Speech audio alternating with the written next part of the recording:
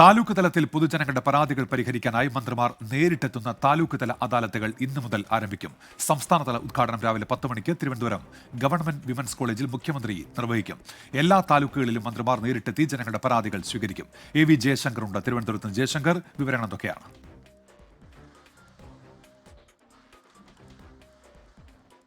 അതായത് ഉന്മേഷ, സംസ്ഥാനത്തെ ജനങ്ങളുടെ പ്രശ്നങ്ങൾ താലൂക്ക് തലത്തിൽ പരിഹരിക്കുക എന്ന ലക്ഷ്യത്തോടു കൂടിയാണ് താലൂക്ക് തല അദാലത്തുകൾ സംഘടിപ്പിക്കാൻ സംസ്ഥാന സർക്കാർ തീരുമാനിച്ചത്. മന്ത്രിമാർ തന്നെ നേരിട്ടെത്തുന്നു എന്നതാണ് ഈ അദാലത്തിൻ്റെ ഏറ്റവും വലിയ പ്രത്യേകത. ഇതിൻ്റെ സംസ്ഥാനതല ഉദ്ഘാടനം ഇന്ന് തിരുവനന്തപുരം വുമൻസ് കോളേജിൽ മുഖ്യമന്ത്രി പിണറായി വിജയൻ നടത്തും.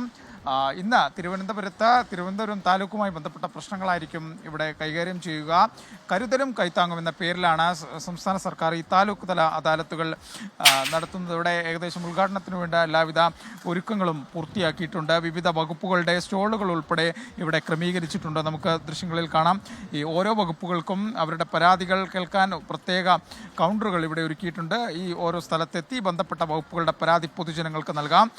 ഒരുവിധപ്പെട്ട എല്ലാ പരാതികളും ഇവിടെ സ്വീകരിക്കും. പോലീസ് കേസുകൾ, ഈ ഭൂമി തർക്കവുമായി ബന്ധപ്പെട്ട് കോടതിയിലുള്ള വിഷയങ്ങൾ ഉൾപ്പെടെയുള്ള കാര്യങ്ങൾ ഈ അദാലത്തിൽ സ്വീകരിക്കില്ല എന്നാണ് നിലവിൽ ലഭ്യമാകുന്ന വിവരം.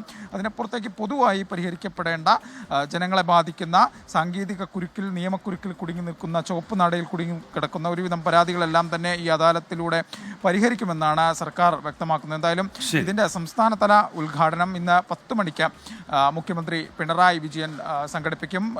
ജനുവരി 13 വരെയാണ് സംസ്ഥാന തലത്തിലുള്ള ഈ അദാലത്ത്, മന്ത്രിമാർ നേരിട്ടെത്തുന്ന അദാലത്ത് തുടരുക. AV ജയശങ്കറാണ് തിരുവനന്തപുരം വിമൻസ് കോളേജിൽ നിന്ന് വിവരങ്ങൾ നൽകിയത്.